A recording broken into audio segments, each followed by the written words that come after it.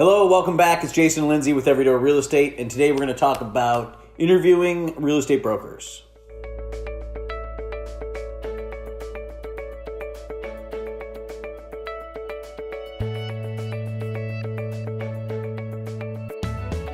We talk to lots of buyers and sellers, and many times they tell us they already have a real estate agent. And we often ask them, how many agents did you interview before you decided to choose this one?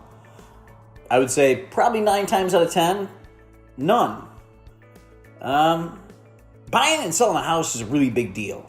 And, it's not as simple as just like using Johnny down the street because he's got a real estate license, or calling Aunt May or your friend's friend that referred you.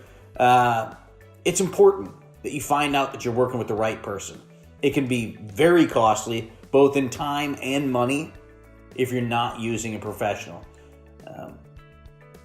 It's crazy, but about 80% of the real estate agents out there close 5 to 6 homes a year. That is it. That's abysmal.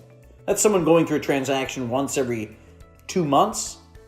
That is not the person you want handling your biggest asset.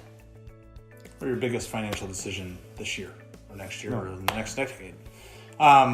So we want to talk about 3 things that we think are critical when you're out interviewing agents. And we suggest that you do interview agents. You got to find the right person for the job. The first is, how much business do you do and over what time period?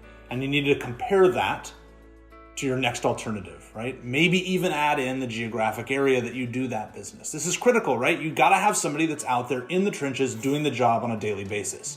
Markets can shift in a huge way in the 2 months that your average agent wasn't out there doing business. So that's number 1. Number 2 is, how are you different? So there's lots of differentiators. A lot of them are total BS. Some of them are very important. R2, and I think they're great, are access to off-market properties. So we try to pair our buyers up when we can with a property that the seller's willing to sell but just doesn't want to go to market with, right? We avoid that competition. It's a win-win for everybody. Buyer gets into a great home. Seller gets to get out of their home without going through what can be a difficult and frustrating process. And the second, and equally important, is the team approach we take. So we believe in specialization, which means that no one person can do everything. So we have a team that handles the frontline communication. We have a team that handles pricing analysis. We have a team that handles contracts and addenda and contract to close. But we leave you with one person to communicate through that process, the broker that represents you.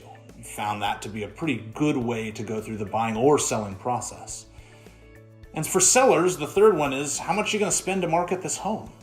If someone's doing 5 or 6 transactions a year, frankly, they don't have the money to do your property justice when it comes to marketing. This is a very simple game of, how do I get your home in front of as many people as possible so we get as many tours or visits as possible, so that we get as many offers as possible, so that we have the leverage as sellers. You can't do that without a marketing budget. That's true. Don't make the mistake of not interviewing.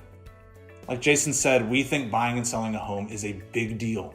It needs to be handled by a seasoned professional, someone who's out in the trenches doing this work on a daily basis, not by the person doing 5 or 6 transactions a year. Don't make that mistake. Hopefully this was helpful. Comments, as always, are appreciated. Post them below or reach out to us directly. We hope you have a great day. Thanks for watching.